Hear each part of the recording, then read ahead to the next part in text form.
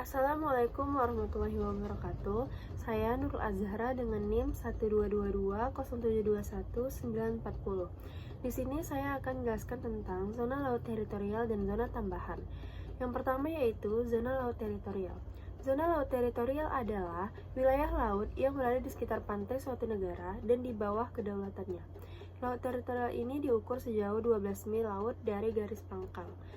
Ciri-ciri laut teritorial ini ada 3. Yang pertama yaitu negara memiliki kedaulatan penuh atas laut teritorial, termasuk dasar laut, kolom air, dan ruang di atasnya. Yang kedua yaitu negara memiliki hak penuh terhadap sumber daya alam di laut teritorial. Yang ketiga yaitu negara berhak mengatur kegiatan di laut teritorial.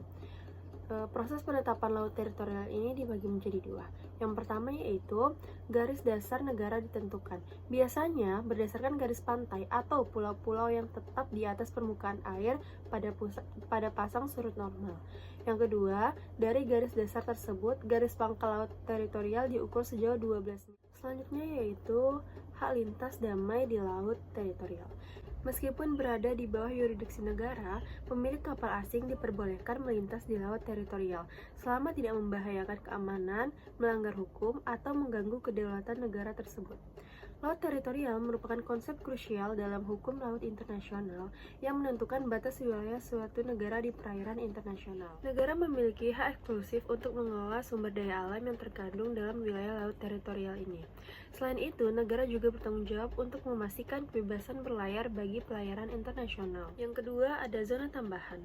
Zona tambahan ini didefinisikan secara tradisional yaitu sebagai bagian dari laut lepas. Akan tetapi, negara dapat melakukan dan melaksanakan beberapa fungsi tertentu dari zona tersebut. Beberapa ahli seperti Berley berpendapat bahwa zona tambahan merupakan zona dari laut lepas yang bersambung dengan laut teritorial. Sedangkan dalam perspektif Indonesia, sebagai negara pantai, zona teritorial berfungsi sebagai intermediary antara laut wilayah dan laut bebas, yang pada tujuannya untuk menjamin dihormati dan ditaatinya aturan-aturan negara pantai di dalam laut wilayahnya. Prinsip yang mendasar dari zona tambahan ini adalah untuk menghindari adanya kemungkinan masuknya kapal asing ke wilayah laut teritorial negara pantai. Prinsip ini memperkecil kemungkinan pelanggaran terhadap wilayah negara pantai, khususnya di bidang penyelundupan. Pengaturan zona tambahan dalam hukum laut Indonesia dibagi menjadi 3 fase. Yang pertama adalah fase Konvensi Jenewa pada tahun 1958 tentang laut teritorial dan zona tambahan. Secara garis besarnya, fungsi zona tambahan tersebut bersifat 2.